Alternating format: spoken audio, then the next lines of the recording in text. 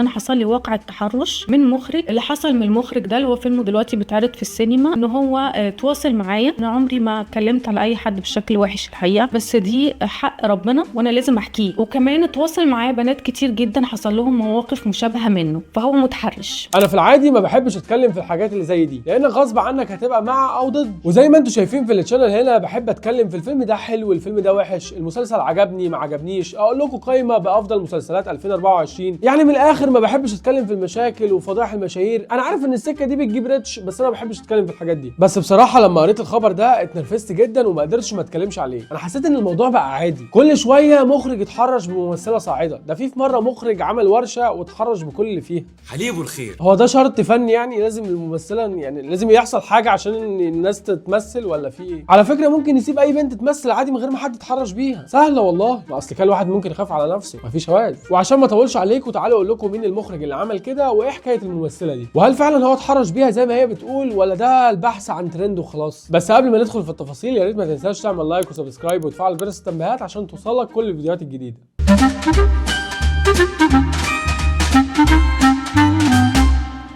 الحكايه كلها بدات منين؟ بدا من ان في ممثله اسمها رغده السيد كتبت البوست اللي انتوا شايفينه قدامكم ده. ملخص البوست ده بقى بيقول ايه؟ بيقول ان من سنتين كان في اوديشن لفيلم كبير، المفروض ان هو هيدعم من مهرجانات كتير، وانه هيبقى فيلم جامد جدا وهيكسر الدنيا، وان مساعد المخرج بتاع الفيلم ده كلمها فعلا عشان تيجي تعمل اوديشن. واللي بيحصل في اوديشن الافلام ان المخرج ممكن يشوف الممثل مره واثنين وبعد كده يخشوا على حاجه اسمها بروف الترابيزه. المهم في اخر قعده بينهم وهما بيتكلموا على الفيلم، المخرج جات له فكره عبقريه جدا ان هو يقوم يتحرش بيها. يا جماعه ما نهدى شويه، في ايه؟ مش لازم يعني دايما نبقى متسايين كده. ده غير ان هي نزلت فيديو قريب وحكت فيه كل اللي حصل. الحقيقه ان انا هحكي اللي حصل واللي انا كتبت عنه بوست قبل كده، ان انا حصل لي واقع التحرش من مخرج شاب اول افلامه بيتعرض دلوقتي في السينمات وهو يعتبر فيلم مستقل. اللي حصل من المخرج ده اللي هو فيلمه دلوقتي بيتعرض في السينما، ان هو تواصل معايا. انا طبعا ممثله، عشان يعني لو حد ما يعرفش او حاجه، واشتغلت مع مخرجين كبار جدا ومعروفه في الوسط.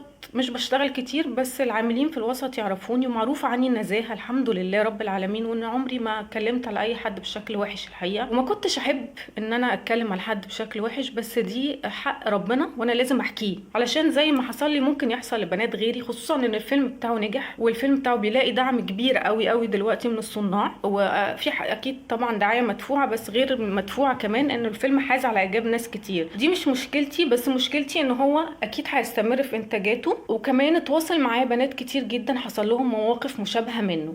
اول حاجه هو من سنتين بعت لي على السوشيال ميديا وقال لي ان هو بيحضر لفيلم جديد، وانا كنت سامعه اخبار عن الفيلم ده ان هو واخد دعم من مهرجانات كتير جدا. طبعا اتشجعت جدا وكنت حابه جدا اروح، وقلت له فورا ان انا موافقه ان انا اجي الاوديشن. وكان قبل كده هو من سنين بيبعت لي، كان بيعمل اعلانات وكان بيبعت لي ان هو يعني اروح او كده، وانا ما كنتش حابه اشتغل اعلانات. فبالنسبه للفيلم بتاعه رحت عملت مقابله اولى، اللي هي المقابله الاولى دي اللي ما بيشتغلش في السينما، بتبقى عباره عن دردشه مع المخرج او مع المساعد او مع صناع الفيلم يعني. فهو استقبلني في مكتبه وكان انسان في غايه التهذيب والروعه، وقابلني بشكل محترم جدا وكلمني عن الفيلم وكلمني عن دوري، وقال لي الحاجه المهمه قوي اللي انا احطها هايلايت، قال لي ان الفيلم ده فيه مشهد جريء، فهل انا من البدايه موافقه ان يكون فيه مشهد جريء في الفيلم ولا لا؟ انا وافقت وقلت له اوكي، لان انا قلت له انا واثقه ان انت هتكون الفيلم ما دام قصته حلوه، وهو حكى لي قصه الفيلم.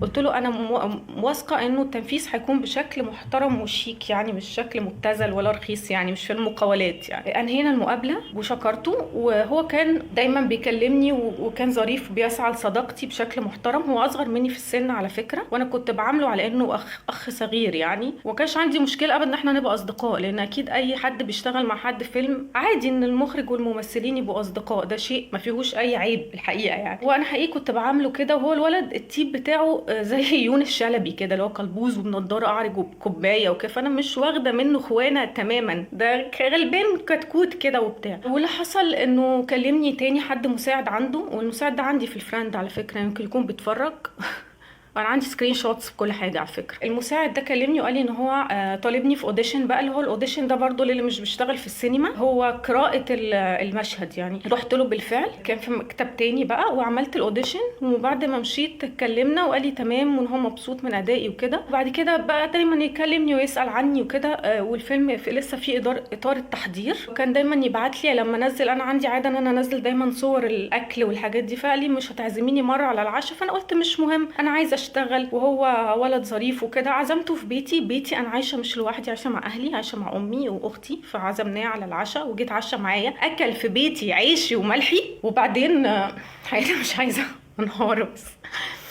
وبعدين انا رحت له مكتبه، هو قال لي انا معجب بيا، ان هو معجب بيا وده حاجه عاديه، وانا خدتها بان هي حاجه عاديه تماما. قلت له انا مرتبطه الحقيقه. بعد شويه كنت انا وهو في المكتب لوحدنا بالليل، فقال لي طب بما انك جريئه وبتعملي مشاهد جريئه، ايه رايك تبوسيني؟ وهنا انا حسيت ان انا خفت جدا، وخفت كمان المكتب يكون مقفول علينا، بس الحمد لله انا مش صغيره في السن فعرفت اتصرف. فكرت واستجمعت نفسي وقلت له انت اكيد بتهزر، وضحكت ونزلت، بس انا انهارت في عربيتي. وطبعا بعد ما تسمع الكلام اللي هي قالته في الفيديو وتقرا الكومنتات مع شويه بحث بسيط جدا، هتعرف ان هو مخرج فيلم البحث عن منفذ لخروج السيد رامبو، المخرج خالد منصور. وطبعا زي ما انتم عارفين ان الفيلم ده انجح فيلم في مصر دلوقتي، وكل الصناع بيتكلموا عليه وقد ايه المخرج له مستقبل وكل الحاجات الجميله دي. والفيلم اترشح لجوائز عالميه كتير، لدرجه ان الكلب اللي في الفيلم بقى اشهر من عصام عمر نفسه. وبالرغم من الفلوس اللي اتصرفت على دعايه الفيلم ده، ان الناس لما دخلت الفيلم شكرت في الفيلم فعلا وقالت ان الفيلم حلو جدا ويستاهل. وده كلام البنت في الفيديو على فكره، هي ذات نفسها قالت ان الفيلم كويس جدا وهي كان نفسها فعلا تعمل الدور. وبالمناسبه انا شفت حد في الكومنتات بيقول لها ان هي تتكلم مع منتجه الفيلم، بس هي قالت ان هي مش عايزه تعمل مشاكل للفيلم ولا تعمل مشاكل مع صناع الفيلم، هي عندها مشكله مع الشخص نفسه ومش عايزاه ينتشر في المجتمع. مش قصدها الشخص بالتحديد، قصدها الفكره، المرض. المهم اللي منرفزني كده وخلاني اتكلم عن الموضوع، ان انا عايز اتكلم عن نقطه صغيره جدا. انا شايف ان الموضوع دلوقتي بقى الناس كلها نفسها تتشهر باي طريقه بقى، والشهره طبعا حلم مشروع لاي حد، انا مش شايفه ذنب خالص. انا عن نفسي عايز اتشهر، واكيد اي حد في مصر نفسه يتشهر. المشكله بقى جنب هوس الشهره ده، ان بقى في ناس ما عندهاش مشكله ان هي تقدم بعض من التنازلات عشان تتشهر. وانا شايف ان اساس المشكله دي او اللي مزود الحته دي عند بعض الناس ممكن تبقى المشاكل الاجتماعيه او الاقتصاديه اللي احنا بنمر بيها، او سميها زي ما تسميها. الموضوع ده بقى مزود الجرأه حبتين، وبقت الناس مندفعه زياده عن اللزوم، بقى اي حد ممكن يتنازل عن اي حاجه عشان يتشهر. وانا هنا مش بتكلم عن الممثله دي او الموضوع ده، انا بتكلم عن الكونسبت، الفكره عموما. والمشكله اللي انا شايفها بقت اكبر من كل اللي انا بتكلم فيه ده، ان بقى في مرضى نفسيين كتير في كل المجالات بقوا بيستغلوا النقطه دي عند بعض الناس. المشكله بقى ان احنا ما بقيناش عارفين هل المتحرش ده هو اللي مريض نفسي ومحتاج يتعالج، ولا اللي عنده هوس الشهره ده هو اللي مريض نفسي وهو اللي محتاج يتعالج. اصل ممكن المشكله تبقى مشتركه، ان ده بيعتمد على منصبه وان هو ممكن يعمل اي حاجه في اي وقت، وان ده عايز يتشهر فممكن يقدم بعض التنازلات، والاثنين يتقابلوا فالمشكله تبقى مشتركه، واحنا مش عارفين مين غلطان ومين صح ومين عمل ايه ومين ما عملش ايه. الموضوع ده اكيد هياخد مجراه قانوني، سواء بقى هيترفع قضيه او ايه اللي هيحصل بالظبط في المشكله، هي ليها الجهه المخصصه للحكم فيها. انا هنا مش جاي اقول مين غلطان ومين مش غلطان، انا زي ما قلت لك جاي اكلمك في الفكره عامه. انا مش بعمل الفيديو ده عشان المخرج يتحاسب، انا كده كده ما اعرفش هو الموضوع ده حقيقي ولا لا. انا كل هدفي من الفيديو ده ان الموضوع نفسه نتخلص منه، يعني عشان مثلا لو حد بيشوف الفيديو ده وبيفكر يعمل حاجه زي كده، لا يرجع ويكش. انا كده قلت رايي في الموضوع وعملت اللي اقدر عليه، وما اقدرش اقول مين صح ومين غلط لاني برضو ما عنديش الحقيقه كامله. لو انت عندك راي في الموضوع يا ريت تسيبه لنا في الكومنتات، ولو في حد فيكم شايف ان في مشكله ما حدش بيتكلم عليها وعايزنا نتكلم عليها، يا ريت يقول لنا برضو في الكومنتات. مشكله فنيه يا جماعه، عنده مشكله في الفن، ممثلين، افلام، مسلسلات،